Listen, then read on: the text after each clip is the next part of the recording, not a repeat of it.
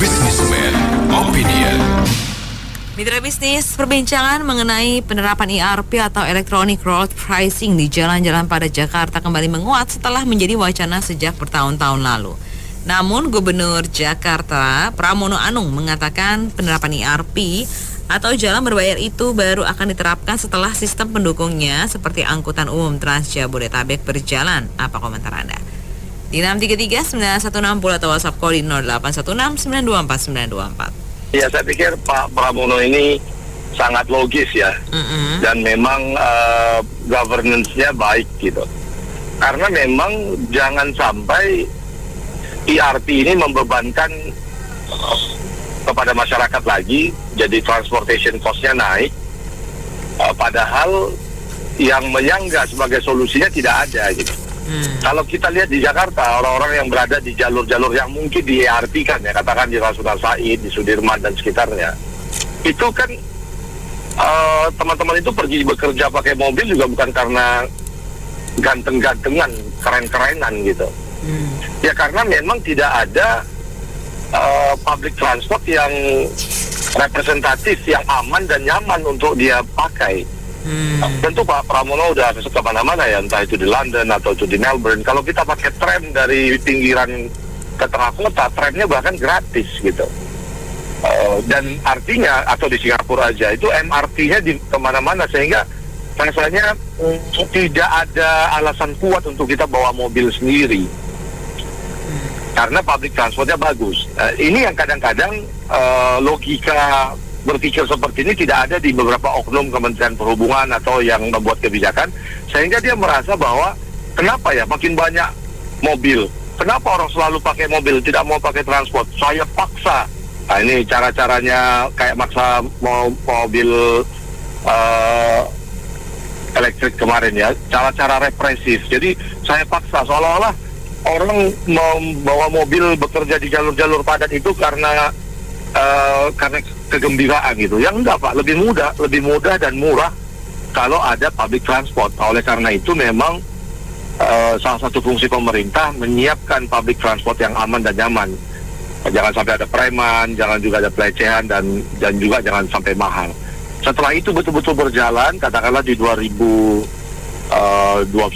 atau 2032, maka setelah connect semua antara Jabodetabek sebagai satu kawasan megapolitan, baru bisa difikirkan bagaimana menurunkan tren mobil pribadi. Ya, kalau tidak, itu hanya akal-akalan ya, atau diduga akal-akalan untuk mencari PAD atau mencari pajak baru.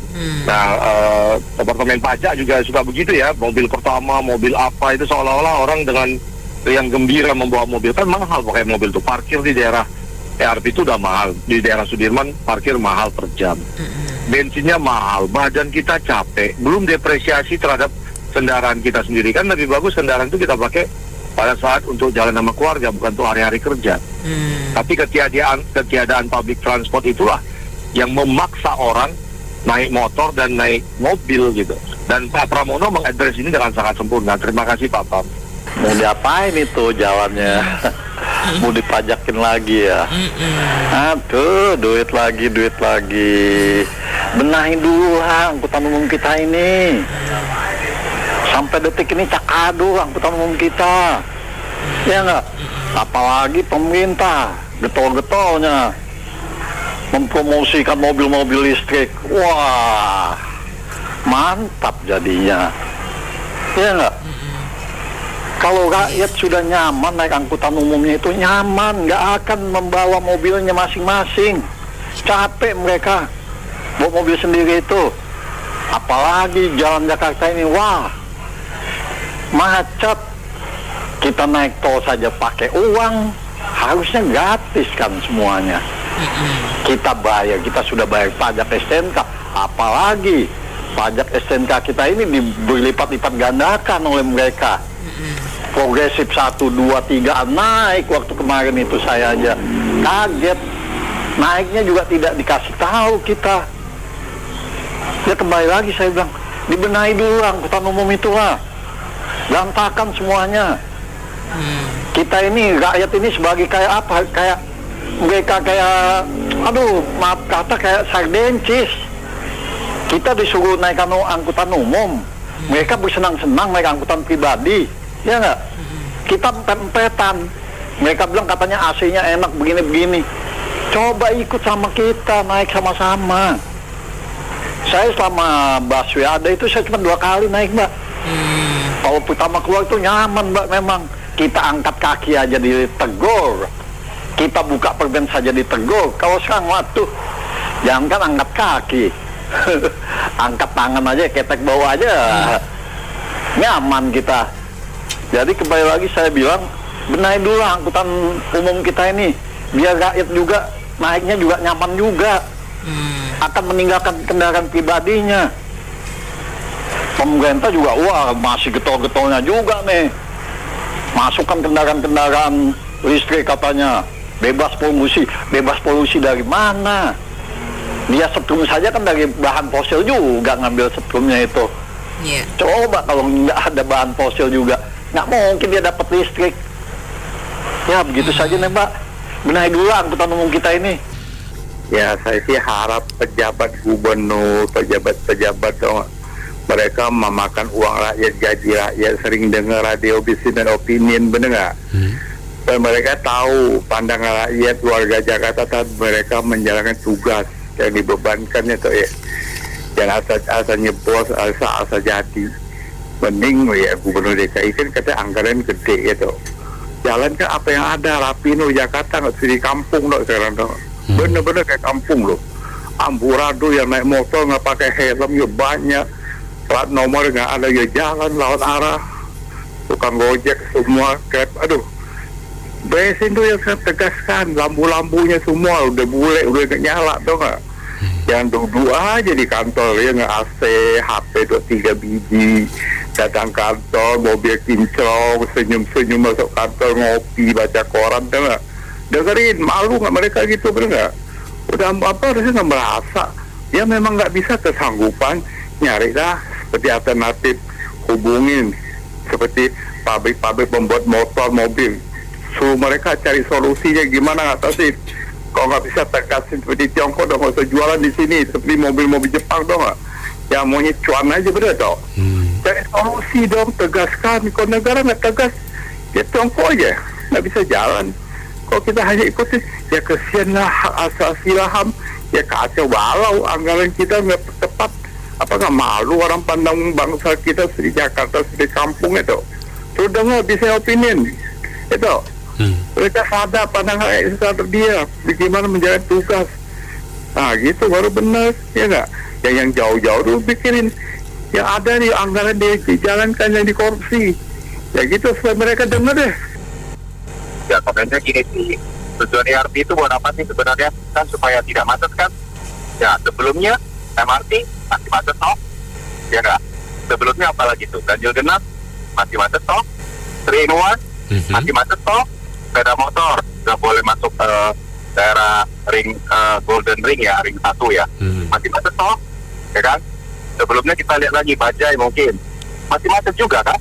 Jadi sebelumnya juga itu nggak apa yang dilakukan tetap macet. Menurut saya kalau core-nya nggak diselesaikan, nggak akan selesai juga si macet-macet Jakarta ini dengan adanya juga. Terus kedua nih, misalnya kalau itu fasilitas umum sudah sesuai, sudah nyaman, saya yakin orang-orang pasti mau sih pakai fasilitas umum ya, transportasi umum. Nah ketiga paling utama nih, keamanan. Oke lah kalau di tengah-tengah kota itu aman ya, bagaimana dengan pikiran? Apakah aman? Saya yakin nih orang-orang menengah ke atas, berduit, kalau jalan-jalan ke luar negeri, mau tuh mereka jalan di trotoar, mau tuh naik bus, transportasi umum, ya enggak? Betul enggak? Tapi di Jakarta, nah, ini juga PR lagi berikutnya, balik lagi, mungkin ini menurut saya, lintas kementerian itu harus ikut ya, terutama nih karakter nih, pembangunan karakter warga ini gimana nih? Contoh Jepang, sekolah mulai bocah-bocah sekolah itu mereka bukan belajar pendidikan, tahu saya belajar moral, belajar tertib, ya kan, belajar gimana cara bersihin ruangan sekolah, sama-sama buang sampah gitu. Nah ini kalau nggak sesuai semua, Korea nggak selesaikan, ya akan selesai. Nanti kalau ibu kota mau pindah IKN, menurutnya salah satu karena baru padat. Nanti IKN sudah pindah, jamin nggak macet. Menurut saya masih macet kalau Polda nggak selesai. Intinya, sepertinya blueprint itu pasti sudah ada. Tinggal ada gak nih pemimpin yang berani dan benar. Itu sih menurut saya. Kalau enggak ya gak akan selesai. Pulang-pulang aja terus sampai zaman dari dulu sampai sekarang nggak selesai sih. Itu sih Pak. Ya, saya pikir kalau penerapan IRP belum layak ya untuk di Jakarta, karena kalau kita lihat di Singapura sederhana saja, MRT itu sudah menjadi kendaraan transportasi massal dari seluruh wilayah yang ada di sana. Sementara kita tahu bahwa MRT kita ini baru ada satu ruas, dan ruas yang diperpanjang juga belum selesai ya. Jadi masih dibutuhkan 4-5 tahun lah kalau memang MRT kita sudah terkonek semua ya. Kemudian yang kedua juga di sana itu ada pengurangan kendaraan yang signifikan ya, yang 10 tahun sudah mobil sudah dipakai harus di-scrap, dibuang ke luar Singapura ya, dan seterusnya. Nah, sementara di Indonesia mobil tahun berapapun masih ada, dan ini menjadi kendaraan massal, kendaraan masyarakat. Jadi lebih baik tata kelolanya diatur lebih dulu, bukan penerapannya diatur atau IRP-nya diberlakukan, tapi tata kelolanya tidak diatur. Nah, itu yang seringkali menjadi carut marut, bahkan bukan lebih menghilangkan macet, malah lebih membuat macet di mana-mana. Ya, terima kasih. Saya tuh bingung dengan DKI Jakarta ya. Kalau mau memperbaiki, mbok yang ngelihat dasarnya dulu gitu ya. Carut marutnya itu di mana? Bukankah ini sudah dibolak-balik, yang salah itu sebenarnya adalah kepadatan penduduk. Dan terus kalau nggak salah baru-baru ini kan juga mau ada wacana bangun ini kan jalan trotoar sepeda lagi kan. Nah, itu juga kayak gitu. Terus gini ya, saya merasa kayaknya Gubernur DKI ini parah ya, nggak visioner gitu ya, nggak punya visi, bukan pemimpin yang benar bisa kerja. Kenapa saya katakan gitu? Gini, contoh barusan ini kan udah trotoar ya, bangun jalanan sepeda, terus itu nggak mikir ya kalau udah jalanan macet terus malah ditambahin jalanan untuk sepeda lagi, terus ditambah lagi baru ini juga menggratiskan 1 hari karena Hari Kartini kalau nggak salah kayak gitu untuk para ibu-ibu naik kendaraan. Jadi yang dipilih itu yang populis gitu loh ya, yang carmuk gitu aja ya. Terus contoh lagi barusan ini juga menebus ijazah anak-anak yang tidak mampu ditebus. Tahu menggunakan dana mana? Dana sumbangan dari kaum muslim yang biasanya nyumbang. Lucu kan? Bukan APBD loh, bukan dana operasionalnya gubernur loh, bukan. Nah, coba berarti apa? Dia carmuk tapi nggak mau keluarin dana. Kalau dulu Ahok kan dana operasionalnya dia yang dipakai untuk nyumbang kanan kiri kayak gitu ya. Terus pertanyaan saya gini, tahun 2025 sebenarnya APBD DKI itu 91 triliun. Terus penduduknya cuman 10 juta lebih sedikit. Oke. Tapi penduduk Jawa Barat 50 juta lebih. APBD-nya cuma 31 triliun. Tapi Jawa Barat itu bisa membangun irigasi, bisa membersihkan sungai, bisa membangun jembatan, bisa membangun untuk rakyat miskin, rumahnya yang nggak bener dibenerin dan sebagainya. Pertanyaan saya, emangnya sungai-sungai di situ itu udah diberesin semua ya? Terus emangnya udah nggak banjir ya? Emangnya jalan-jalan itu udah bener semua ya? Terus emangnya kabel yang pating selekra itu yang sampai hampir membunuh orang, yang membuat orang cacat itu udah dibenerin atau enggak ya? Terus berani nggak seperti KDM gitu ya, dana-dana hibah yang dulunya 5 tahun itu 80 triliun kali 5 tahun itu bisa diekspos keluar, berani nggak seperti KDM gitu mengekspos. Jadi balik lagi ya, singkat kata adalah kalau dulu bukan Pramono Anum yang menang RK juga Sami mawon, karena RK ternyata prestasinya juga cuman bagi-bagi duit gitu ya, hibah duit gitu, nggak ada pembangunan. Begitu pula Anies. Terus kalau yang menang itu yang independen juga Sami mawon, karena cuman bisanya ngoceh kanan kiri. Jadi menurut saya kayaknya kita itu krisis SDM yang diajukan oleh para partai politik ya, kalau menurut saya ya. Bayangin aja 1, 2, 3 yang menang juga Sami mawon. Lah 91 triliun dan cuman 10 juta. Ingat ya, 91 triliun dana APBD-nya dan cuman 10 juta. Sementara 31 triliun 50 juta itu di Jawa Barat, tapi Jawa Barat itu sudah mulai membangun ABCD. Nah, sementara yang di sini nanti at the end 5 tahun juga sama seperti Anies yang lalu. Makasih.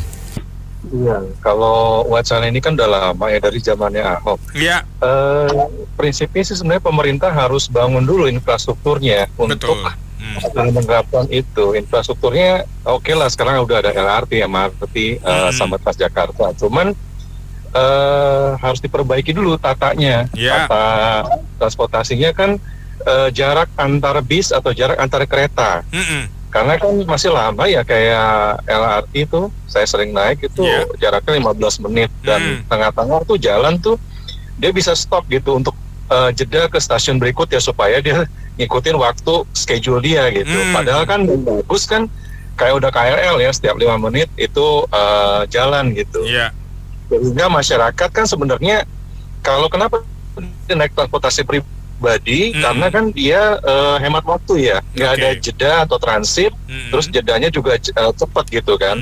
Nah, pemerintah perbaikin itu dulu. Yang kedua, mungkin sekarang oke lah sudah ada LRT, cuman LRT itu belum sampai ke terminal gitu.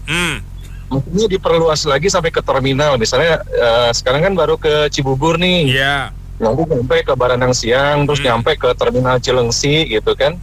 Jadi lebih mendekat ke masyarakat, sehingga orang kan ini ya bisa naik transportasi umum ya tadi, lebih hemat waktu, terus biayanya juga lebih murah, lalu dia juga bisa misalnya 24 jam gitu, sehingga kan ya mengurangi lah ya, kemacetan itu udah merupakan solusi gitu. Terus ya kalau dia hanya menciptakan pajak ya, pajak itu kan kita udah dikenain ya dari pajak kendaraan udah kena, benar. Atau perusahaan udah kena tuh ya kan. Tarifnya progresif lagi dari 5% sampai dengan 35%. Terus kita beli barang udah kena PPN 11%. Terus kalau kita punya pendapatan bunga kena lagi kan 20% atau 10%. Dapat itu kan gitu, semua kayak pajak semua. Maksudnya udah berapa tuh porsi pendapatan yang sebenarnya kita udah sumbangin ke pemerintah gitu. Pemerintah harus logis, maksudnya dia harus bisa mengatur belanja dia dengan baik. Jangan buang-buang anggaran untuk keperluan yang tidak efektif. Boleh bangun sesuatu yang nanti efektivitasnya rendah. Terus kedua, kayak yang saya cerita makan bergizi gratis itu kan bukan solusi ya. Orang kan harus dikasih ininya ya, kailnya, bukan ikannya doang gitu kan. Artinya ya buka lapangan kerja dengan dia buka industri, bangun industri di Indonesia yang semakin memperluas lapangan kerja. Tentunya kan orang tuanya juga bisa memberikan makan kepada anak-anak ya, yang tentunya ya kalau penghasilannya cukup ya dia ya cukup gizi juga gitu kan. Betul. Artinya ya pemerintah harus mereview kembali kebijakannya. Jangan cuma bisa menciptakan peraturan, tapi benar-benar menyentuh akar masalahnya gitu, sehingga masyarakat pun juga bisa sejahtera ke depannya. Oke, setuju Pak. Itu aja deh.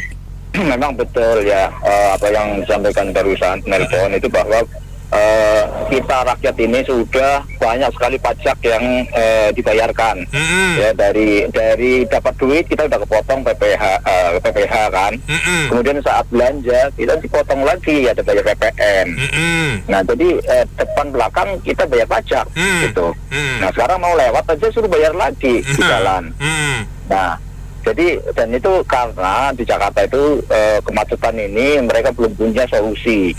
Nah, saya mau berikan sumbangkan ide ya, karena di semua kota-kota besar di dunia pasti menerapkan. Ya, di Jakarta ini belum ada sama sekali, yaitu konsep kolonisasi.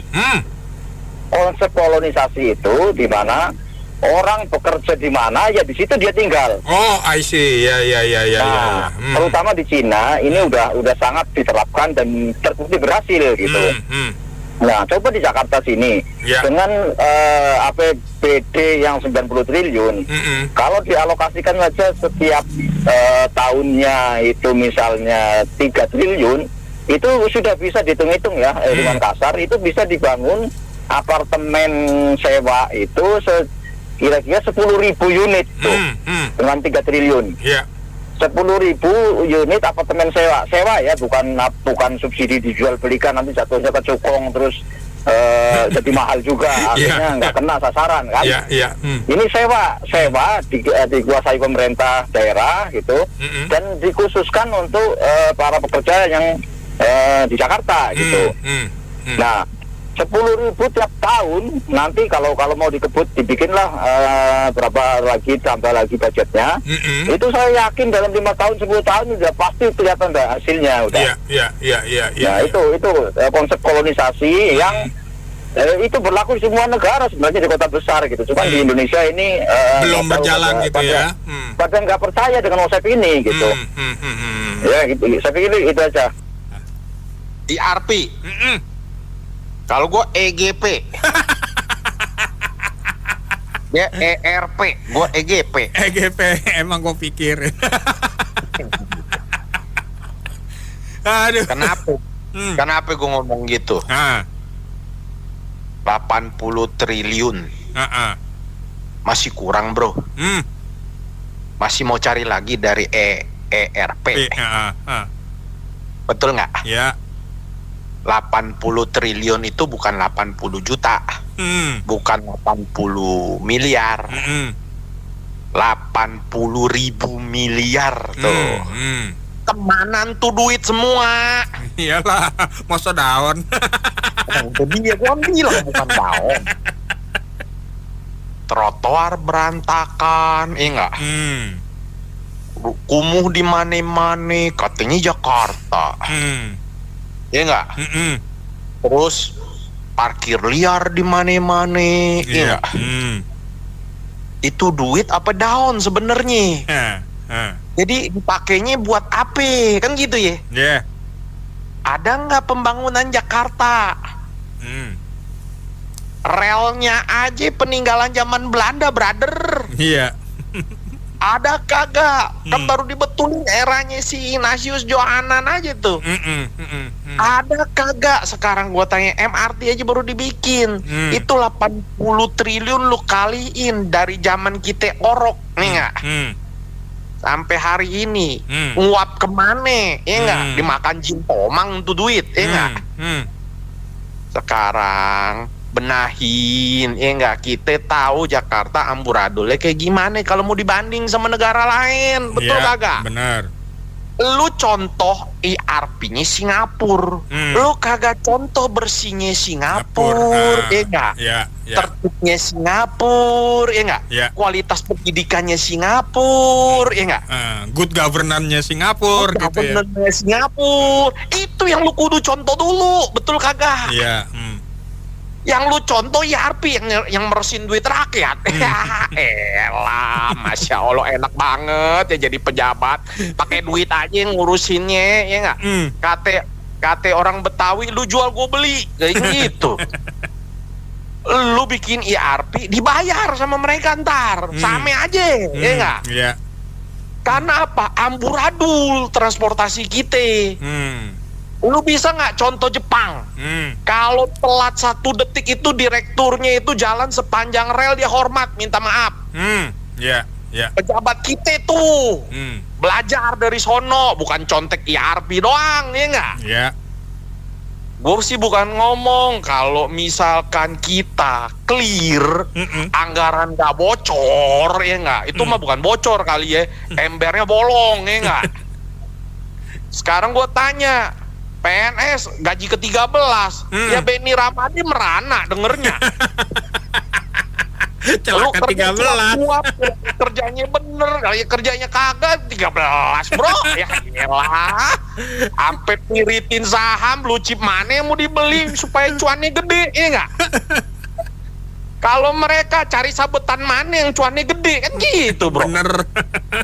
Nah, udah, yang meresin rakyat tuh nggak usah. Gini, duit 80 triliun itu dikelirin dulu, dipakai dulu. Itu Jakarta luasnya cuman segitu. 80 triliun tiap tahun, nggak bisa beres. Apa perlu Benny Ramadi jadi accountingnya buat beresin, ya nggak?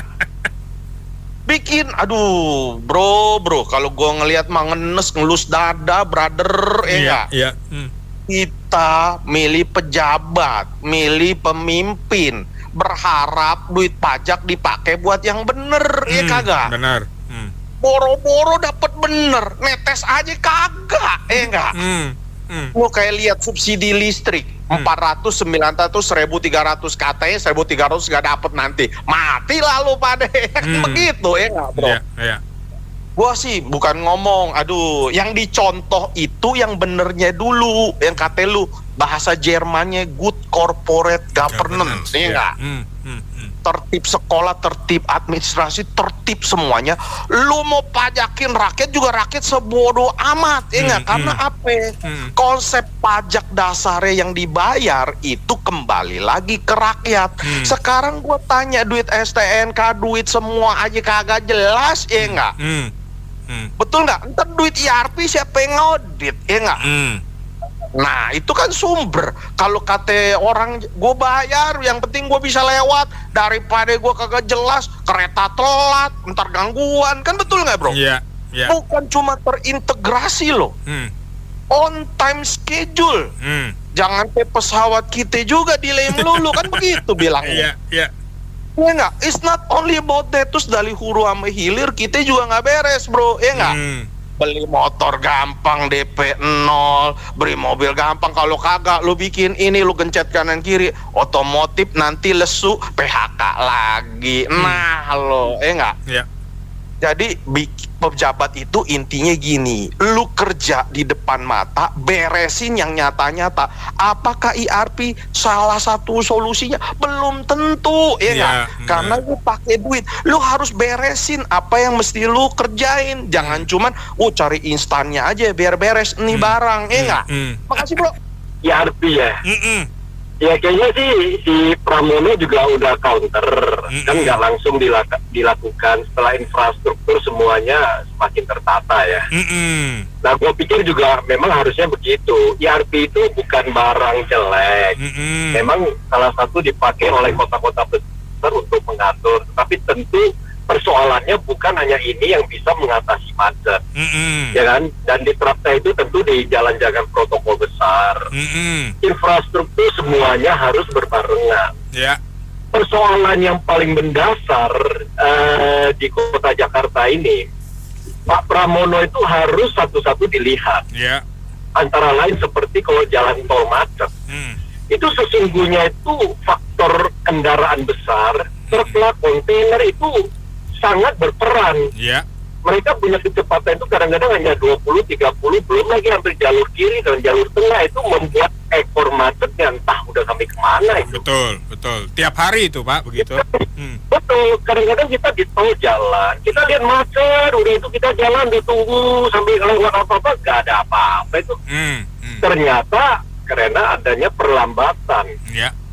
Nah saya pikir ini Pramono juga harus lihat, sisir dulu persoalannya. Lantas apa? Seperti Jakarta, kadang-kadang di perempatan seperti contoh daerah Pluit ya, itu Emporium ya, itu macet, kadang-kadang depan itu pada ngetem, padahal di depannya ada kantor polisi. Jadi orang nyebrang, itu kagak dilihat yang hal-hal kecil, iya kan? Jadi itu banyak titik-titik persoalan yang sebenarnya harus ditelaah dulu dan dieksekusikan. Aturan ditetapkan, aturan ditegakkan, bikin tim langsung pantau di lapangan, anggaran gede bos, iya kan? Nah, IRP itu apakah barang jelek? IRP kalau menurut gue juga bukan barang jelek. Jalan-jalan protokol seperti Tamrin Sudirman pada jam-jam sibuk itu tentu akan dilewati, sama seperti MRT sama LRT. Jam-jam sibuk yang namanya rush hour itu tentu akan rame dimanapun. Nah, justru karena berbasis rel, bisalah diatur waktunya, kedatangannya jadi 5 menit sekali. Setelah lewat rush hour, jadilah 10 menit, 15 menit sekali. Nah, ada satu lagi, Pak Pramono harus tahu, masyarakat itu susah dialihkan ke transportasi umum juga karena salah satu feedernya, bos. Iya, benar, Pak. Tidak semua masyarakat tinggalnya di pinggir jalan besar yang dilalui. Ada yang dari perumahannya dia menuju ke haltenya. Kalau feedernya kagak nyaman, siapa yang mau naik? Ya nggak, bro? Dari feeder, sebenarnya sih Jakarta itu, saya tahu persis itu udah jaringannya udah ada yang zaman dari Jokowi, Ahok sampai Anies. Itu ada feeder. Mungkin masyarakat banyak yang nggak tahu, tetapi feedernya itu kadang-kadang amburadul. Yang bawa yang apa namanya feeder itu kan apa? Itu sebutnya apa sih yang mobil kecil Jaklingko. Betul, Jaklingko itu tap udah gratis itu. Iya, betul. Cuma kadang-kadang supirnya timingnya Pak susah gitu, nggak tepat waktu gitu datangnya. Enggak tepat waktu karena kita semuanya berbasis di jalanan. Transjakarta kita juga kadang-kadang kena perempatan macet. Nah, itu loh yang jadi persoalan. Belum lagi yang sering kita bilang penambahan mobil di Jakarta luar biasa, nggak bisa dikontrol.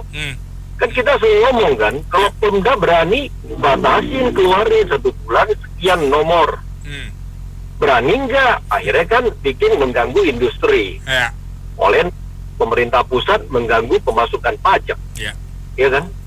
Jadi saya pikir ini ERP ini sesuatu barang yang bukan tabu dilakukan. Boleh aja untuk mengatur pada jam-jam tertentu, itu kan bisa di-step. Pada jam tertentu dia kenakan. Sama dan seperti kita naik tol kan juga kita bayar toh.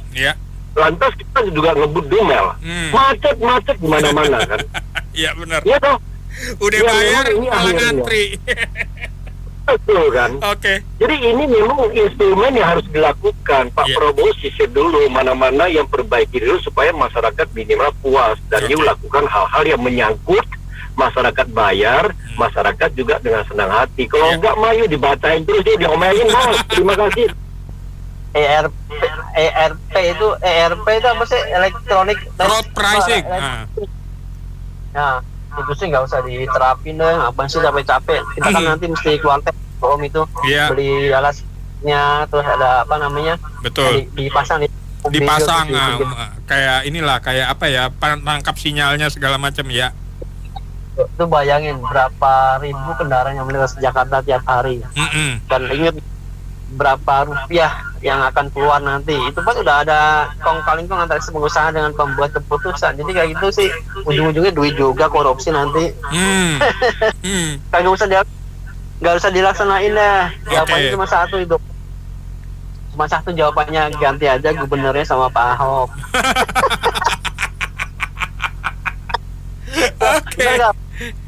Ingat zamannya Pak Jokowi, Ahok itu kan Jakarta jadi sebuah ibu kota loh.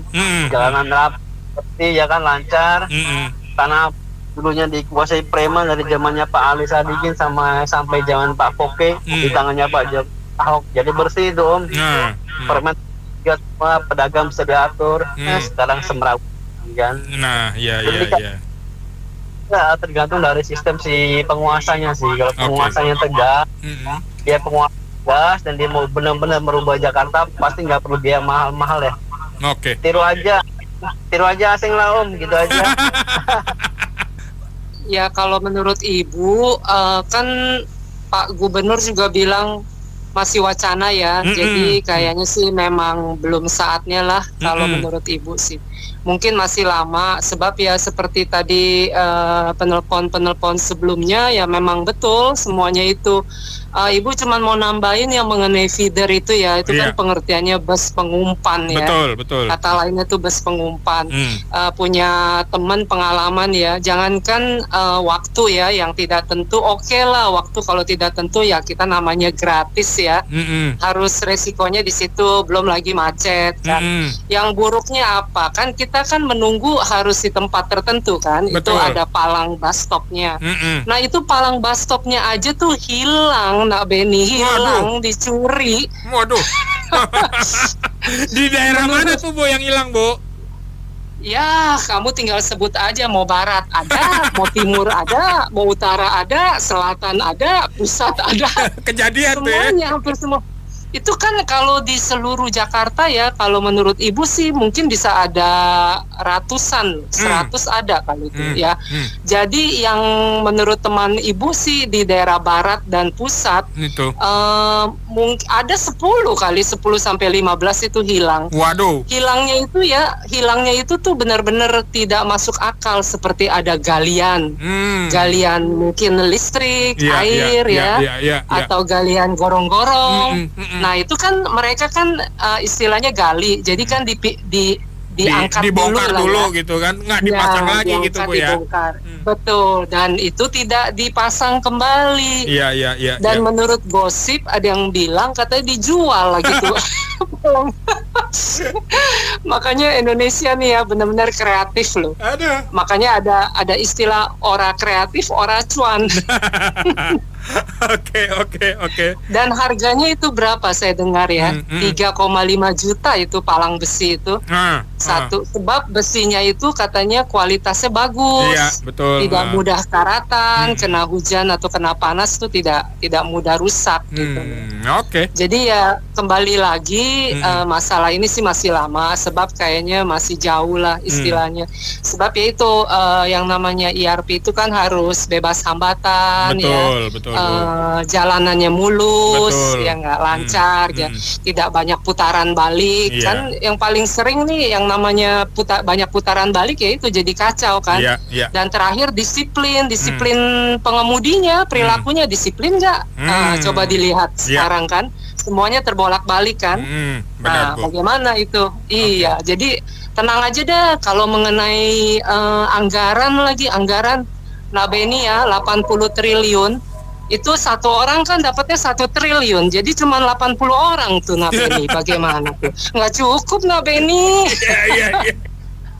Ya itu kalau misal ERP itu kelihatannya belum tepat lah dilaksanakan sekarang. Sama dengan yang tadi itu. Ya, jangan itulah yang dipikirkan dulu. Dipikirkan itu adalah bagaimana memperbaiki suatu keadaan ini dulu. Itu dulu. Jangan ERP kesannya tuh nyari duit jadinya. Karena orang kalau sudah ini tetap dia menggunakan ERP, orang macet juga nanti. Dia bayar gitu. Dia bayar.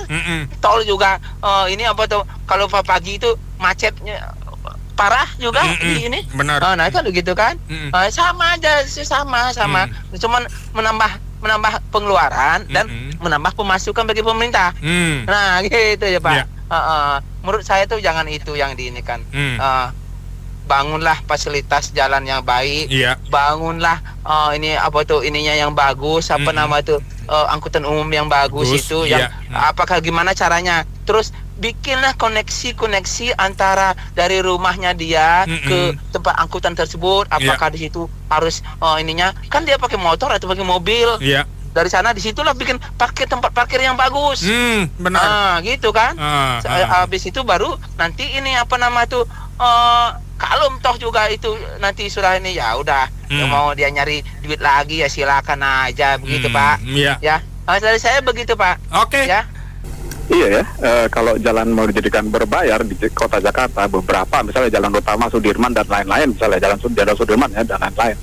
nanti pertanyaannya yang gratis itu tinggal dikit dong, atau mana yang gratis buat jalan kita atau buat yang fasilitas publik lain, karena kita kan tahu kita bayar pajak rakyat Jakarta itu ya, nanti juga dikit-dikit jatuhnya ke rakyat. BBM juga ada wacana pengen ngutip kan ya, Pemda DKI kalau tidak salah diskusi. Lalu apa sih yang benar-benar membuat rakyat tuh tidak dipungut pajak, kan jadi seperti itu. Padahal pemerintah pusat udah pungut pajak BBM loh, tahu saya. Dan yang diinginkan masyarakat di kota Jakarta kan kalau sudah bayar pajak itu ya, dipungut pajak, maka kita dapat fasilitas publik yang kalau bisa menjamin bagus, kualitasnya baik. Lalu kita lihat trotoar kira-kira bagaimana. Coba lihat di pinggiran Jakarta, daerah Pesanggerahan, tuh ada trotoar, ada tiang listriknya di tengah-tengah, ada yang pohon. Jadi kalau orang lagi jalan di trotoar, nabrak pohon lah, atau tiang listrik gitu ya. Dan ini kadang buat dagang, para pedagang kaki lima tuh pakai trotoar, bahkan buat parkir kendaraan. Padahal trotoar, terus orang jalan kaki ya di bawah jalan, akhirnya jalan itu kakek serempet mobil atau motor, bahkan ketabrak gitu ya. Itu di wilayah Jakarta, pinggir-pinggiran kayak wilayah Pesanggerahan sini, Jakarta ya seperti itu kadang sampai petukangan damai gitu ya, Jakarta Selatan.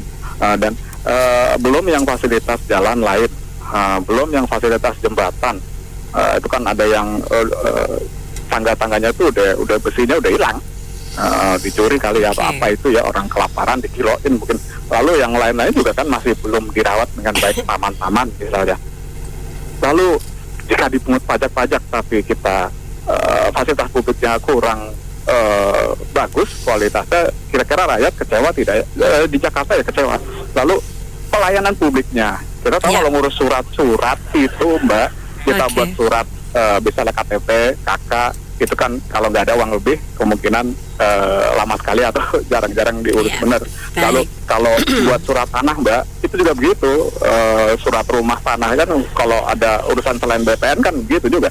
Dan kita tahu kan bahwa di negara ini praktek-praktek seperti itu kemungkinan masih ada. Jadi kalau sudah preman, katanya presiden preman berkedok birokrasi, Presiden Prabowo Subianto kita ya mungkin masih ada Mbak, dan ditindaknya nggak tahu kapan. Lalu premannya ini masih ada nggak? Masih ada yang di jalanan KTU dari ribuan, kemungkinan masih ada lagi sisanya yang belum ditangkap. Termasuk backing Mbak, pelindungnya sebenarnya. Kita tuh sebetulnya pakai jalan tuh dari dulu tuh udah berbayar, ya, kecuali lu jalan kaki sama naik sepeda. Kalau naik motor kita pajak STNK tiap tahun bayar, mobil ya bayar juga pajak, itu kan sudah berbayar itu. Kenapa mesti digandakan lagi? Nah, jadi saya punya satu pandangan mau kasih tahu pemerintah ya, untuk mengatasi ini semua ini, itu pertama tuh harus dilakukan dulu adalah auranya pemerintah itu jangan kalah sama agama, itu aja. Urusin yang benar itu pejabat-pejabatnya gitu loh, karena banyak pejabat kita itu yang bersembunyi di balik agama gitu loh. Jadi kerjanya tuh nggak becus, tapi lebih banyak pencitraan ya. Jadi pajak itu sebenarnya sudah dibayar itu, cuma yang ngurusinnya itu nggak becus ya. Orang tutup jalanan ya buat ibadah dibiarkan ya kan. Orang bangun berbondong-bondong bangun tempat ibadah dibiarkan. Jadi mereka tuh melindungi jabatan mereka, karena kan kita kan masih sistem demokrasi, jadi takut pemilihnya tuh kalau disinggung-singgung. Nah, akibatnya begitu, selalu ada pembiaran yang mengakibatkan tuh jalanan tuh macet gitu. Jadi ketika pejabat-pejabat kita itu kalau masih mentalnya dibawa oleh kewibawaan pemerintah itu masih dibawa oleh agama itu, maka pekerjaannya itu nggak akan pernah beres, nggak akan pernah selesai ya. Ini pemerintah saya paling sebel kalau ngomong waduh Singapura begini begitu, bandingin juga kesejahteraan warganya ya. Jangan di Singapura jadikan benchmark buat nagih pajak, tapi fasilitas, pelayanan, segala macam dipikirin juga. Ya, Pak Luhut sering ngomong tuh, Singapura apa sih kita yang nggak bisa? Kenapa mesti Singapura bisa? Ya mikir dulu kalau ngomong ya. Tapi ini Pramono ya ngomongnya masih terukur sih ya. Tunggu nanti fasilitas penunjangnya sudah siap. Nah itu benar. Jangan cuma mikirin duit melulu. Mau peras duit dari rakyat. Sebenarnya itu way out untuk kemacetan. Kita tahu segala halnya. Hidup di Jakarta udah berpuluh-puluh tahun loh. Inti masalahnya bukan di situ. The whole system dari produsen mobil segala macam kan semua punya kepentingan. Anda nggak bisa urus yang gede, cuma peras rakyat aja bisa. Jadi itu aja terus berlangsung. Semua tingkah laku bukan cuma Pramono ya, termasuk presidennya juga begitu pola pikirnya. Kalau udah nggak sanggup ya udah lempar ke tarif pajak naik, urusan selesai, nanti Anda ribut sendiri dah. Kan begitu, seluruh rakyat yang mikirin. Apa belum lagi kita ngomongin preman, kan mesti ribut sama preman. Aparatnya kemana? Ya itulah ya, kalau segala hal mau dibandingin dengan negara maju, mikirin dulu juga ini pelayanan ya. Itu aja. Kita yang harus tiru dari Singapura tuh bersih, tidak ada yang buang ludah di jalanan. Kalau di taman-taman barang-barang ketinggalan nggak ada berani yang ambil. Lalu di sini, waduh, jalanan semua reak-reak, jorok, sampah buang sembarangan, di kali juga penuh sampah. Enak aja rumah di pinggir kali lempar sampah ke kali. Padahal itu tempat sampahnya dekat, ada di situ, nggak mau buang. Itu yang harus ditiru. Negaranya tuh aman, nggak kayak di sini berantakan. Itu aja. Saya biasanya cuma komen hal yang berkaitan dengan saya. Nah, macet ini ERP ini nih berkaitan dengan saya karena saya commute-nya tiap hari itu jauh. Saya dari Jakarta ke arah Tangerang, kemudian balik lagi ke Tangerang Jakarta. Oke, jadi mobile ya, oke. Iya, jadi mobile. Jadi, nah ini soal ERP ini tujuannya bukan mengurai kemacetan menurut saya. Tujuannya ya narikin uang aja sebenarnya sih. Sebenarnya kata basically impossible kalau kita mau apply ERP tanpa ada alternatif. Nggak mungkin orang mau pindah, orang telan aja udah mau suruh bayar ya udah bayar aja udah. Artinya ini sebenarnya pemajakan secara paksa aja. Jangan bandingin, terlalu naif lah pejabat kita itu kadang-kadang saya pikir aduh gimana ya agak TOL apa. Jadi artinya tuh jangan bandingkan dengan Singapura. Kamu lihat infrastruktur transportasi umumnya udah seperti apa, sama kita tuh langit dan bumi. Jadi kalau nggak orang, kecuali kalau ada alternatif yang baik, angkutan umum yang baik, integrasi yang baik, artinya bukan cuma di dalam kota aja, tapi integrasi ke seluruh urban area di Jakarta kemudian kota satelit sekitar.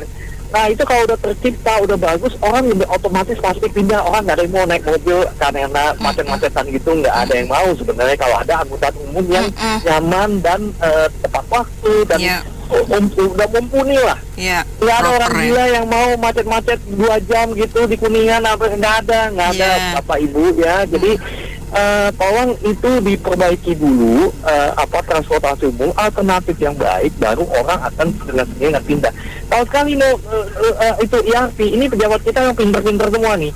Dia mulai start dulu ERP, dia coba dites dulu nih, tes water nih. Kalau orang kan nggak ada pilihan kan, orang mau bayar.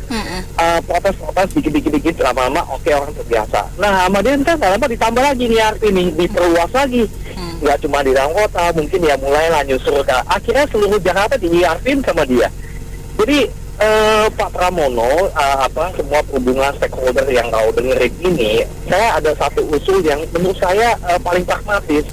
Ini sumber kemacetan di jalan tol itu sebetulnya itu adalah angkutan trailer, kontainer yang jalan di kontainer itu mungkin cuma 20 km per jam.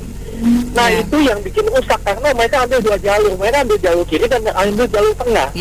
Yang paling itu yang membuat kemacetan. Jadi saya usul bisa nggak jam operasionalnya diganti. Mohon maaf kepada para angkutan pengusaha dan supir, apa daya kita Jakarta makin lama ini makin parah kemacetannya. Jadi harus ada terobosan, dan terobosan satunya adalah ganti jam operasional trailer itu mungkin dari jam 9 atau jam 10 ke atas.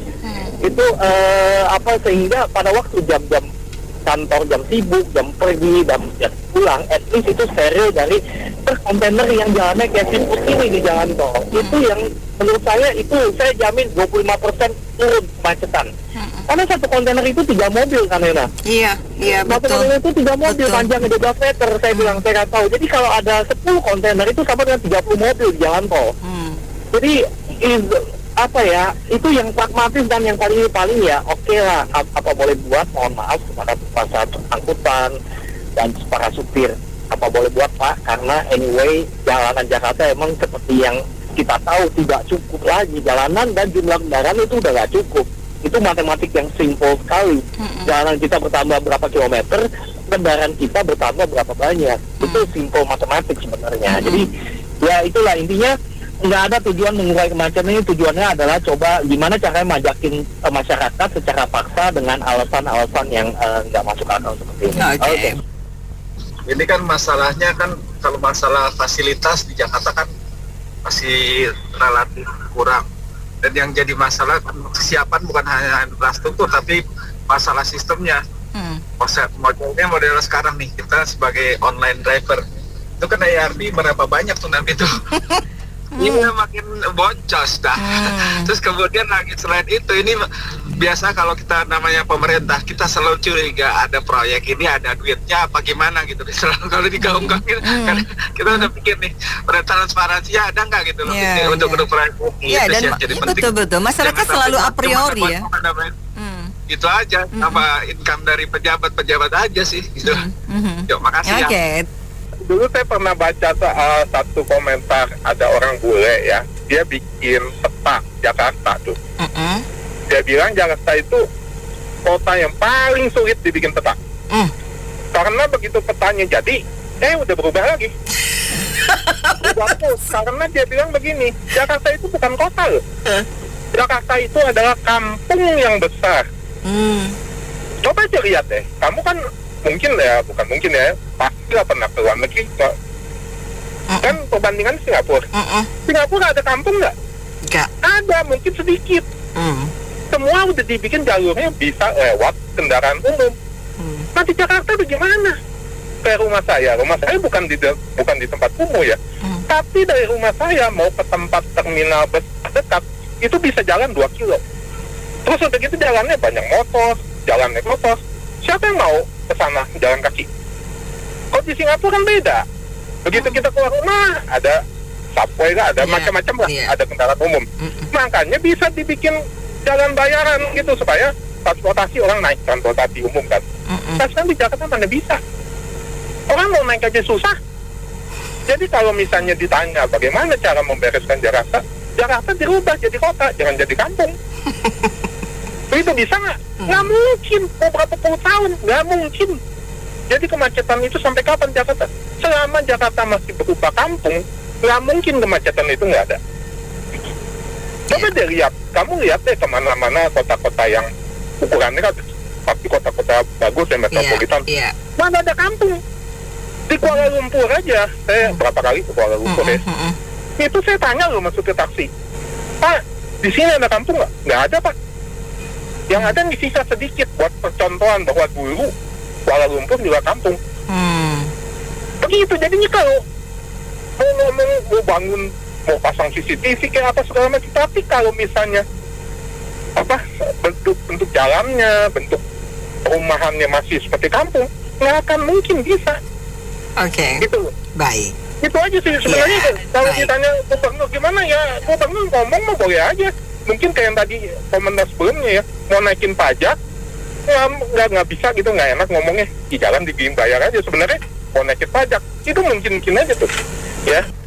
Ya kalau narasi cakep dong, narasi bagus, buat regulasi bagus, wacana bagus, ya kan. Ya tadi itu barusan si Bapak bilang kan, PR depan mata banyak, luar biasa buat jadi.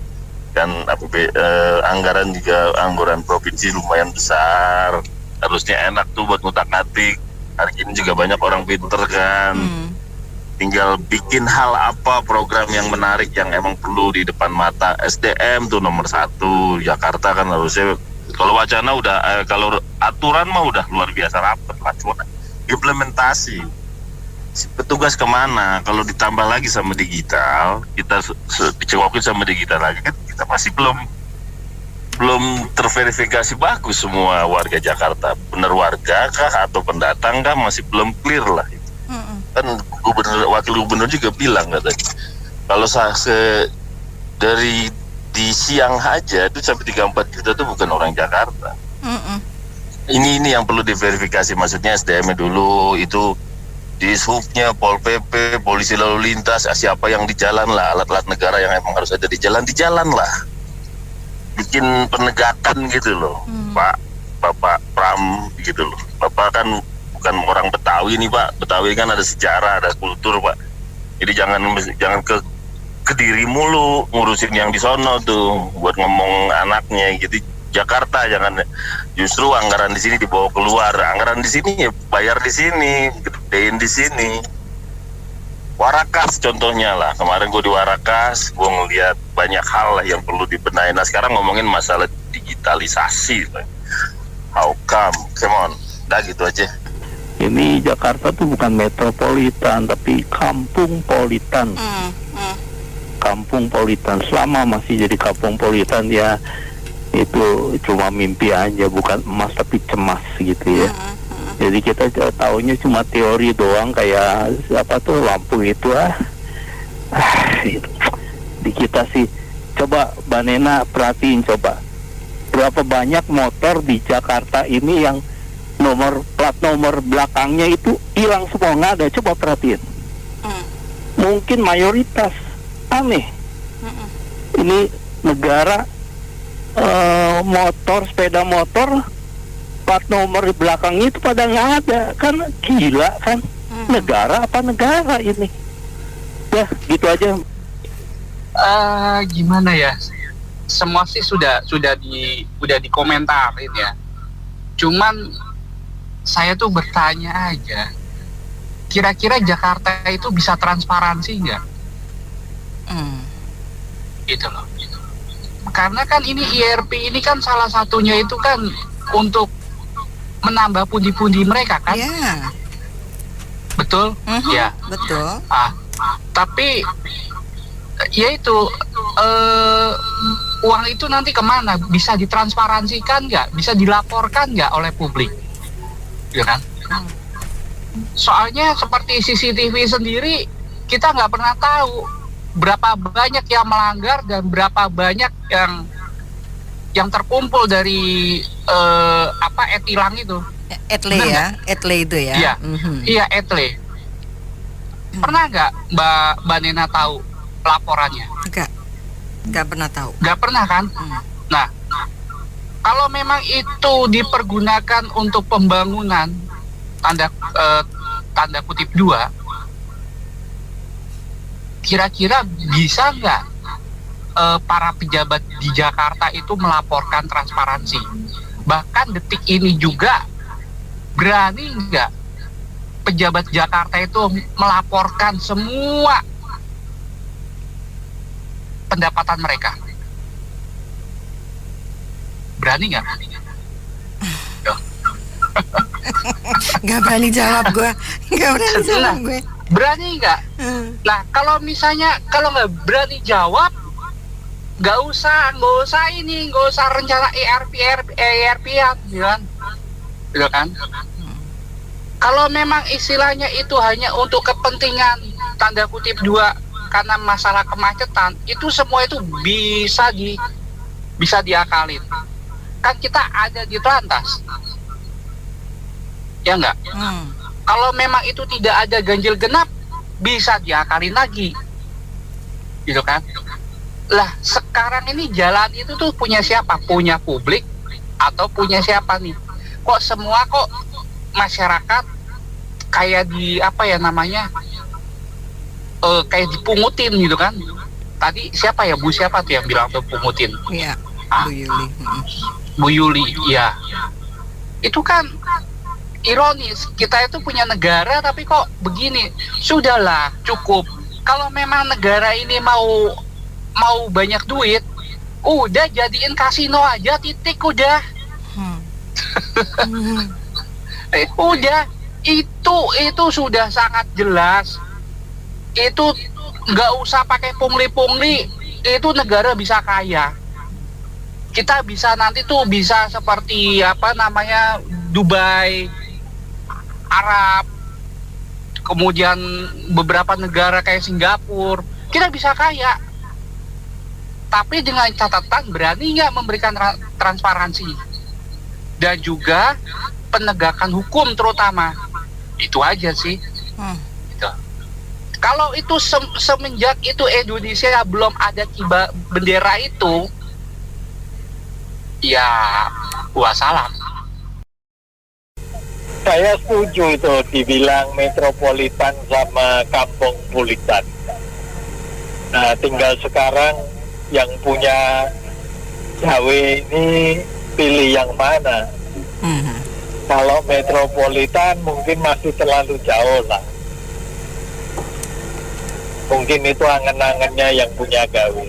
Tapi kalau melihat kenyataan memang setuju masih kampung politan. Nah, untuk menjadi metropolitan, coba kita lihat pejabat-pejabat kita itu yang punya gawe, udah ngurusin belum itu parkir on the street? Ya, semrawut sekali itu. Jalan berbayar lah istilahnya lah ya. Ya, kalau kita compare dengan negara maju ya Mbak, negara tetangga ya mungkin di sana kan semuanya sudah terintegrasi dengan baik ya Mbak ya. Contoh kecil kan negara tetangga kita Singapura itu sudah tertata infrastrukturnya ya. Lalu juga contoh kecil lah Mbak, MRT ini kan baru ada ini di sebelum pandemi ya kalau nggak salah ya, 2000 eranya Presiden ke-7 ya. Ya MRT lalu ada LRT. Sedangkan di Singapura itu tahun waktu itu 90-an itu sudah ada Mbak ya. Jadi kita kalah jauh, memang kalah selangkah lebih jauh. Jadi dibenahi dulu lah ya Mbak untuk semua infrastruktur terintegrasi. Sekarang yang saya cermati itu sudah ada beberapa seperti halte Transjakarta ya, sudah ada beberapa terintegrasi dengan MRT lalu LRT. Nah ini mau diperluas ya, tidak hanya di wilayah DKI tapi wilayah penyeimbang ya, seperti ke Bogor, Tangerang ya, ke Bekasi gitu ya, Jabodetabek mungkin ya. Nah itu dulu dibenahi Mbak ya. Jadi kalau memang berbayar, jalan tol juga berbayar ya Mbak ya. Nah tapi apakah itu sudah menjadi solusi kemacetan ya? Bahkan kadang di jalan tol itu malah yang jadi biang macet ya Mbak. Jadi bener banget itu, aku tiap hari melahapnya. Iya, ini Mbak Nena ngomong-ngomong 2 hari kemana? Ke Kayangan. Dipanggil sama yang berwajib itu. Oke. Laporan ke Kayangan. Lanjut. Iya, jadi memang dibenahi dulu lah. Jangankan itu yang saya cermati juga ya Mbak ya. Apa trotoar saja Mbak, peruntukannya apa sudah nyaman untuk pejalan kaki ya Mbak ya. Trotoar itu kadang aduh ya ampun, udah seperti ini Mbak, jalannya tuh berjerawat gitu, nggak karuan lah, nggak keurus gitu, bergelombang juga. Nah itu saja dibenahi kan. Kalau memang APBD DKI kan nomor 1 se-Indonesia ya, dibandingkan provinsi yang lain ya, jauh lah gitu. Kita sudah menyentuh besar sekali ya, 90 T atau demikian. Nah itu peruntukannya memang harus dimaksimalkan gitu loh Mbak. Dana ada ya kan ya, diperhatikan dulu dari trotoarnya ya Mbak ya, lalu juga ya itu tadi saya rasa tapi sudah mulai bagus ya. Ini sejak zamannya Menteri Ignatius Jonan ya, mantan Menteri Perhubungan, itu kereta komuter lain sudah mulai tertata rapi Mbak ya. Ya memang sudah mulai bebenah. Nah kita perlu SDM kualitas sumber daya manusia yang seperti itu, yang bisa menciptakan sistem yang saat ini dulu kan saya cermati ya masih kereta komuter lain itu masih ada yang di atas ya Mbak ya, di atas ada yang kesetrum ya, bahkan satu Zaman gerbong dulu itu ya.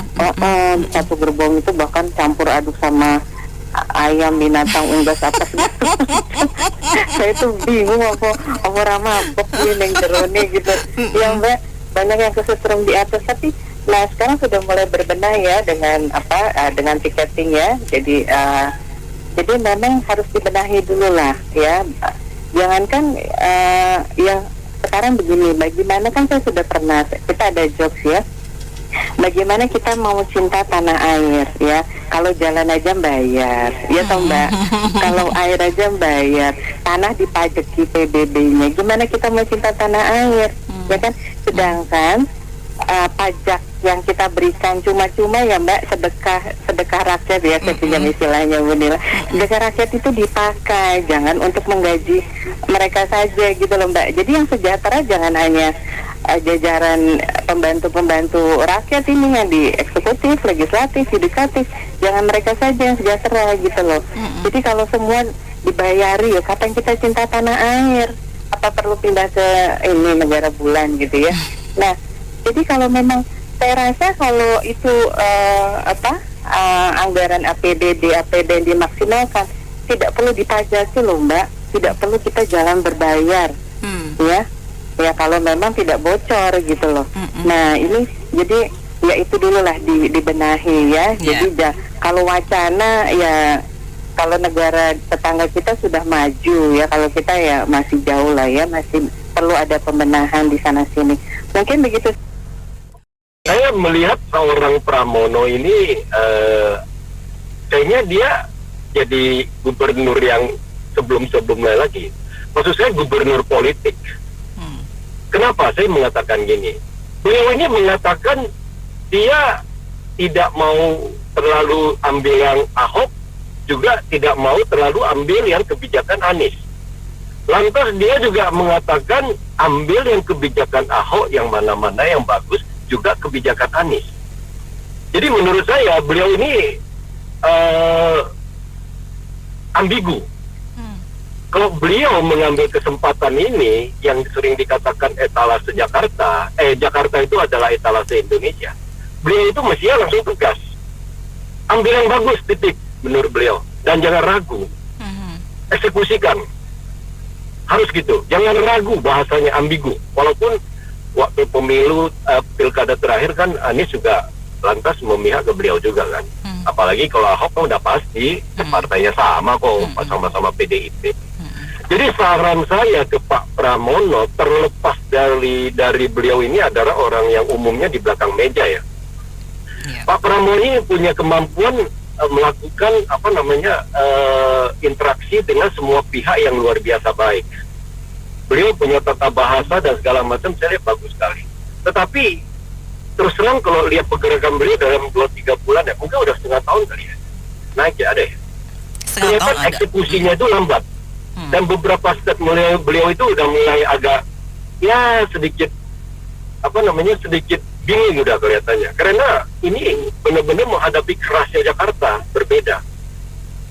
Jadi terhadap IRP ini sesuatu yang baik langsung eksekusikan. Yang penting infrastrukturnya kalau udah mendukung, kerjakan. Apakah Jakarta bisa punya MRT hari ini kalau waktu itu seorang Jokowi dan Ahok tidak ketok palu? Nggak ada sih. Apakah waktu itu waktu ketok palu mereka tidak tahu bahwa habis itu dalam proses pembangunan yang bertahun-tahun akan bikin macet dan mereka akan dihajar habis-habisan dari sisi politik? Pasti mereka tahu. Tetapi yang saya salut dengan keberaniannya, eksekusinya. Nah inilah waktunya Pramono melakukan itu. IRP bagus gak? Ya tentu bagus, karena sistem yang mengatur. Potong duit orang lah, gak ada lagi yang petugas di lapangan. Kan selalu kita bilang mau menjalankan sistem itu, kita semakin menghindari antara si konsumen bertemu dengan si produsen kan. Atau dalam hal ini pejabat dengan kita masyarakat. Semakin jarang ketemu, artinya sistem semakin berjalan dengan baik. Kalau terus-menerus ketemu, alamak itu kong kali kong terus berjalan lah kita. Iya kan? Jadi saya sarankan kepada Pramono, Anda harus berani. Gak apa-apa, jangan ragu belajar dari Ahok. Yang notabene adalah seorang eksekutor yang ulung, dan beliau itu, Ahok itu multitasking itu orang. Tetapi tentu karakter berbeda ya. Tapi lakukan yang baik, eksekusikan, jangan ragu. Mudah-mudahan Anda akan ditiru oleh Pak Prabowo nanti. Siapa tahu kira-kira gitu kok berani. Ya kan? Seorang KDM di Jawa Barat kan eksekusi terus kan. Apakah orang bilang dia viral apa-apa terus, yang penting eksekusinya bagus. Nah, seorang KDM saya berharap eksekusinya sampai ke birokrat dia. Jangan di masyarakat terus. Birokrat dia dihajar juga. Lantas koruptor di sana juga angkat juga. Sampai ada perusahaan yang berkaitan dengan BUMD di sana juga angkat. Itu baru salut. Lantas kita bilang itu bukan viral, ya kan? Nah, seorang Pramono juga lakukan itu, jangan ragu. Menurut saya IRP itu bagus. Karena memang cara ini bisa melakukan kontrol terhadap jalan-jalan utama kita yang padat. Terima kasih. Pertanyaan pertama apakah tol itu nggak macet? Tol itu bayar, tapi macet. Iya. Terutama di jam-jam tertentu kan macet juga. Nah, sama dengan jalan berbayar, sekalipun berbayar, kalau memang harus dilalui oleh orang, pasti dimasukin, dibayar. Kenapa? Karena bagi kita bayar itu bukan masalah, bukan ini. Tetap aja akan banyak orang masuk ke sana. Dan yang kedua, kalau jalan A berbayar, orang yang tidak mau berbayar akan lari ke alternatif. Akhirnya yang macet juga di alternatif. Terus kita shifting ini, kita shift kemacetan dari titik A ke titik B. Apakah menyelesaikan masalah? Enggak. Macet-macet juga ya. Nah, macet juga. Nah, kenapa Singapura mungkin berhasil atau mungkin ada kelihatan hasil? Karena Singapura membatasi kendaraan. Kita mana ada? Kita di Indonesia mana ada? Malah disuruh belanja mobil, suruh beli mobil, ini promo mobil, diskon, suku bank turun, beli mobil lah, kan gitu. Kendaraan motor beli, ini diskon. Ya, DP 0% gitu ya. Iya, artinya gini, tidak sinkron antara pemasaran kendaraan ini. Jadi kendaraan terus ditambah, sedangkan jalan itu tidak ditambah. Kalaupun ditambah sekian persen aja penambahannya. Kendaraan bertambah begitu masif, sedangkan jalan tidak bertambah secara cukup ya. Artinya apa? Akan numpuk memang orang di jalan. Ya wajar. Sekarang orang naik kereta. Pak, Bapak, Ibu Nena pernah naik nggak, Mbak Nena? Dari LRT. Dari jam pada jam kerja itu. Katakanlah dari Tangerang ke Jakarta, itu sudah kayak ikan panggang gitu loh. Betul, berdiri aja susah. Benar itu. Waduh, gila, full. Nah, itu kan tidak nyaman. Nah, sekarang orang juga mau nggak, sudah tahu padat gitu. Orang mau pergi nggak? Enggak, tetap aja dijalanin, dijambanin. Kenapa? Karena memang mereka butuh. Apa boleh buat? Nah, itulah saya kira alternatif ini yang harus dipikirin. Jadi bukan hanya solusi A, solusi B, tapi mungkin dia harus mikirin juga kebutuhan rakyat itu sebenarnya bagaimana. Saya kira itu sih. Memang tidak mudah. Cuman ya mesti ada orang-orang yang duduk bersama, ahli duduk bersama untuk memikirkan hal-hal seperti ini. Saya kira demikian. Terima kasih. Gitu. Ya, ini sih ya serah dia lah, mau gimana ya. Ya maunya gimana ya. Yang jelas sih kalau mau ERP segala macam ya pasti ada hal-hal yang perlu dibereskan dulu dong ya. Ya baik umum, baik jalan umum dan lain-lain gitu. Kalau ambil unsur Singapura atau gimana ya, jangan terlalu jauh pemikiran ke sana, karena kita beresin dulu ya, dari sini dulu aja dulu gitu loh. Baik jalan umum maupun yang lain-lain itu lebih penting ya, daripada kita urusin yang hal-hal yang dimana negara Singapura yang mungkin dia udah dari awal udah ada sebelumnya ya kan ya gitu. Oh itu saya juga tempat Taiwan juga begitu, artinya semua rapi dan jalan tol pun tuh tidak ada jalan tol pun tuh tidak ada gerbangnya gitu loh. Jadi semua pakai ERP. Jadi semua ada kameranya di setting plat mobilnya, nanti pembayarannya ini dapat di bank masing-masing. gitu. Gitu. Dan misalnya kuotanya habis, mereka bisa utang sampai 2 minggu gitu. Kalau enggak kena denda gitu loh. Gitu di Taiwan lah. Nah, kembali lagi ke Indonesia lagi. Ya intinya sih ya mau IRP itu serah bebas-bebas saja sih mereka berencana ya. Yang penting kembali lagi bahwa dasarnya itu bahwa harus dibereskan dulu awalnya itu di mana.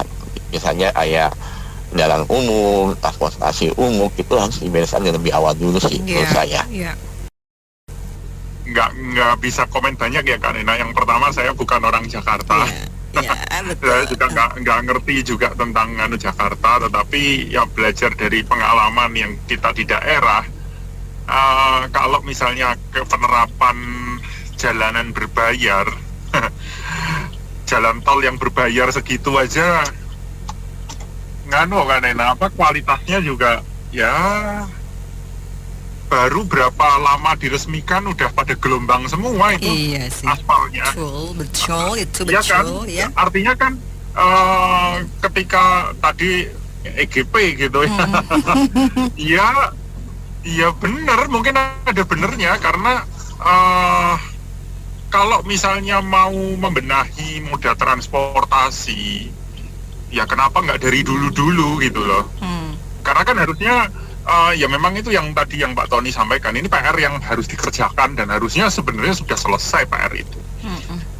Nah kita juga tidak hanya sekedar untuk memoda transportasinya aja, tetapi infrastrukturnya juga. Sekarang moda transportasi dibuat misalnya ya kalau di Transjakarta, kalau di sini ada Trans Semarang gitu. Tapi kalau jalanannya pada hancur semua, juga kan terganggu juga kan Nena. Jadi kemacetan, kepadatan itu kita lihatnya tidak hanya dari jumlah. Ya benar, jumlah kendaraan bermotor itu makin hari makin banyak. Nah kalau itu berarti pengaturannya kan bagaimana regulasinya, apa mau niru kayak negara lain. Nah, kendaraan yang umurnya 5 tahun ke atas sudah harus diparkir, tidak boleh digunakan. Kalau misalnya masih digunakan nanti kena sanksi atau kena denda. Terus bagaimana kredit kendaraan bermotor itu tidak dipermudah seperti saat ini. Tapi nanti kalau misalnya itu dilakukan, ya industri atau manufaktur ya itu yang akan terpukul ya, karena kan berarti pembelian kendaraan bermotor akan turun itu kan. Terus infrastruktur jalannya bagaimana? Artinya itu kan kemacetan itu kan terjadi karena pertumbuhan lebar jalan dengan jumlah kendaraannya yang tidak seimbang. Yes, kan, betul. Jadi ketika itu dia jalan dilebarkan, tapi kendaraannya yang satu ngikuti deret hitung, satu ngikuti deret ukur, sehingga terjadi istilahnya ketidakseimbangan dan akhirnya menimbulkan masalah. Ya terus sama yang terakhir ya yang perlu diperhatikan memang moda transportasi yang tadi yang disampaikan bahwa mau pakai Trans atau mau pakai KRL, apapun lah, tapi yang penting satu Kak Nena, tadi disampaikan kan, kalau bisa berbiaya murah atau bahkan gratis ya, digratiskan untuk misalnya untuk kalangan tertentu itu memang bisa dibuat atau kalau tidak ya paling tidak berbiaya murah lah. Jadi itu terjangkau gitu loh. Tetapi kalau yang paling urgent ya harus segera ditindaklanjuti mau seperti apa, nggak cuma hanya rencana dan rencana aja sih. Ya Ibu, ini bahwa saya lihat sih udah semerawut ya, susah. Jadi satu, jangan suka melihat contoh-contoh negara lain. Yang utama dulu ya benang kusutnya ini akhlak dan mentalnya, karena masalahnya kan dalam pakai orang masalah apa parkirannya atau apanya. Nah semua ini kan numpluk Pak Bu di Jakarta, mobil udah begitu banyak, tapi untuk kesadarannya masing-masing buat untuk ininya ya tuh kurang sekali. Jadi yang utama akhlaknya dulu diperbaiki. Nah kedisiplinannya intinya Bu, dan kesadarannya. Selama itu belum itu susah lah Bu. Kira-kira begitu Bu. Saya minta tolong seperti dulu zaman era Soeharto di jalan raya itu ada polisi lalu lintasnya untuk mengatur terutama angkot-angkot yang berhenti sembarangan. Ditambah lagi sekarang seperti kayak di Jakarta Timur itu banyak beredar yang namanya odong-odong. Itu dia dilegalkan apa nggak sih? Kalau dilegalkan pakai plat kuning. Itu keliling di jalan raya, berhenti di tengah jalan ambil penumpang, itu aja dulu ditindaklanjuti gitu ya, baru dibikin nanti apa mau dibikin ganjil genapnya ke seluruh Jakarta, nggak masalah. Ganjil genap pun juga nggak membantu gitu loh Bu, karena tidak ada polisi di jalan raya. Polisinya nanti polisi lalu lintasnya baru kelihatannya 4 sore. Gitu. Ya mungkin menurut saya hanya itu aja ya, mohon dibantu supaya lalu lintasnya itu diterapkan lagi di jalan raya untuk menindak angkot-angkot yang berhenti sembarangan. Itu aja. Oke. Ya, kalau saya kan dekat rumah saya ini depan ada yang lewat nih, Jaklingko nih. Jadi yang kayak minibus kecil gitu kan. Memang dulu awal-awal sih enak ya, kita bagus bisa, cuman sekarang itu kayak mereka ngebut gitu loh, jalan terus gitu loh. Kita kadang mau berhenti nanya, kadang dia lewatin kita gitu loh. Dan itu masih nggak, misalnya gini, maksud saya tiap 5 menit ada gitu loh ya. Kadang kita harus nunggu. Udah itu kalau busway saya nggak tahu, saya kan nggak tahu ya busway nunggu berapa menit. Jadi kalau misalnya memang waktu tunggu masih lama, berarti kan dia belum banyak kan armadanya dan segala macam. Jadi kan transportasi umum ini kan belum beres ya, belum beres amat gitu loh. Jadi kalau misalnya segala transportasi umum itu udah beres sampai yang ke Jaklingko ini, nah itu mungkin kalau mau diusulin ERP boleh, tapi kalau sekarang aja kita mau pakai umum aja mau nunggunya lama gitu loh. Itu aja sih. Oke, makasih. Oke, terima kasih Pak Teddy atas komentarnya. Baik mitra bisnis, demikian sesi Businessman Open untuk kali ini. Terima kasih yang sudah bergabung. Saya Anita Wijaya.